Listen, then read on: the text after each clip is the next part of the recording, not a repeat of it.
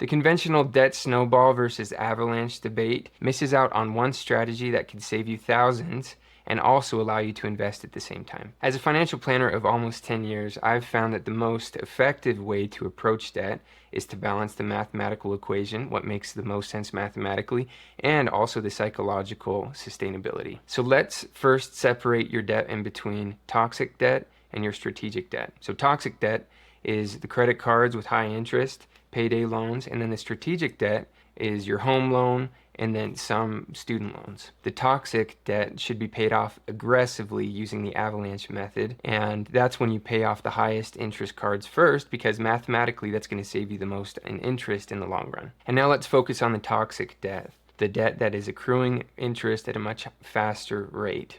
You have two choices, right? You have the snowball method and the avalanche method. I like to urge clients to go with the avalanche method, where you pay off the highest interest cards first, because that's going to save you the most money in the long run. But there is a psychological benefit to the snowball method, where you're just paying off the smallest balances first, because you're going to get psychological small wins along the way. You'll just have to figure out what's right for you. And for strategic debt like your mortgage, if it's underneath 4%, consider just paying the minimum and also investing any extra that you would have put towards that. A 2021 report from Vanguard found that broad market index funds historically return an average between 7 and 10%. So this creates a positive arbitrage opportunity for you. So when clients come to me and they have a lot of credit card debt, they have a mortgage, they have other types of debt, we first separate between those two categories.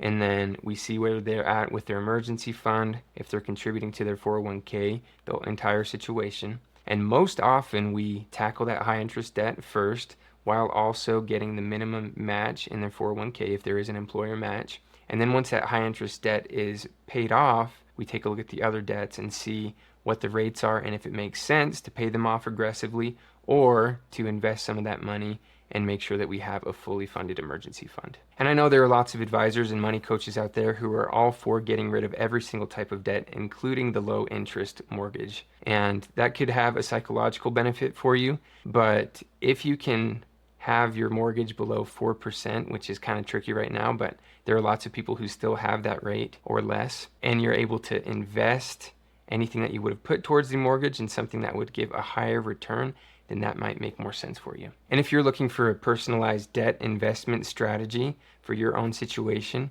you can schedule a call with me through the link in my bio.